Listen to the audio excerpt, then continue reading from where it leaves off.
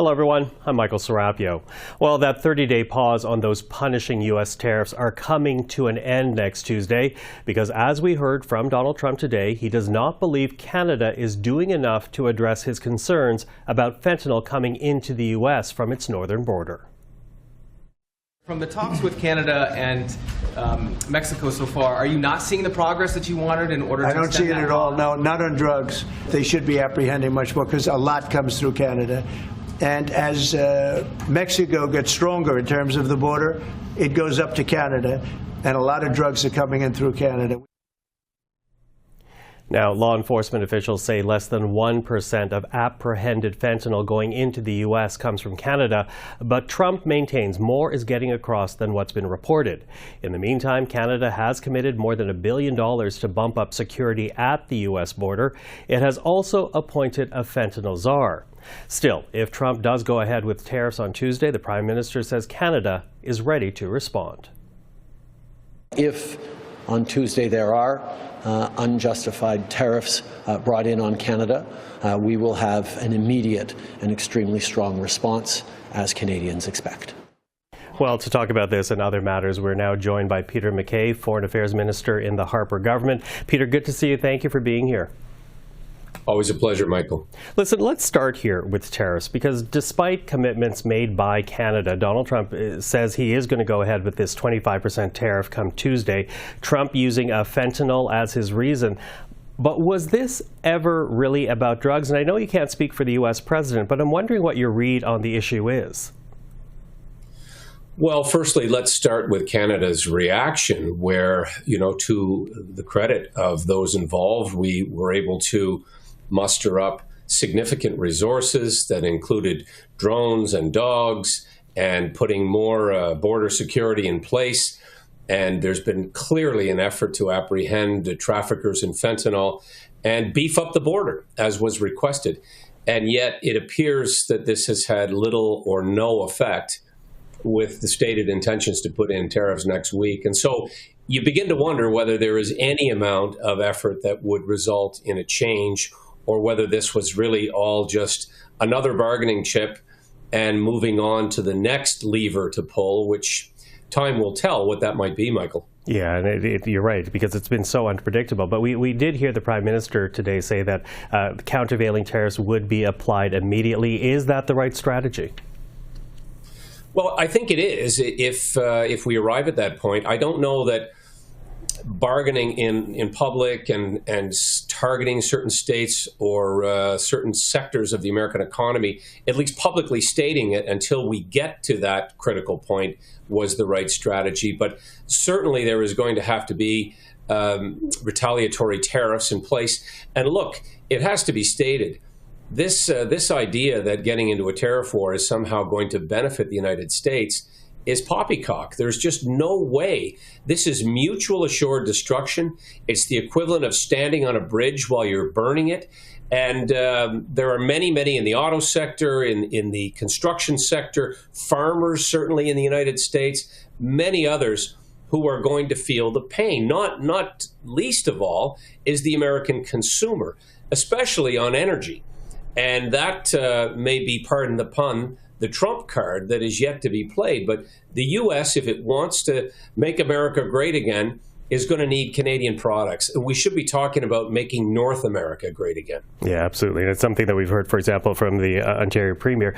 Trump has not only upended the Canada-U.S. relationship, though. He's also upending the rules-based international order. He's criticized Ukraine for starting the war, which it did not. It was Russia that violated international law with its invasion. Trump today continued to praise Putin. How should Canada react to this shifting stance, not only vis-a-vis the Canada-U.S. relationship, but the U.S. with the Western allies?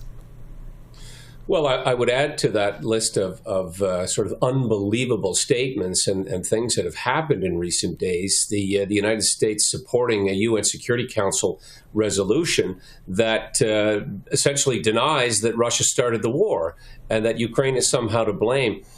So we're really into a scenario where it is so unbelievable. The European allies have been curiously quiet, probably out of a sense of not wanting to put themselves in the crosshairs. But Canada has to essentially continue to reach out. We have to obviously try to diversify our trade, which is something we should have started a long time ago, but nevertheless, here we are.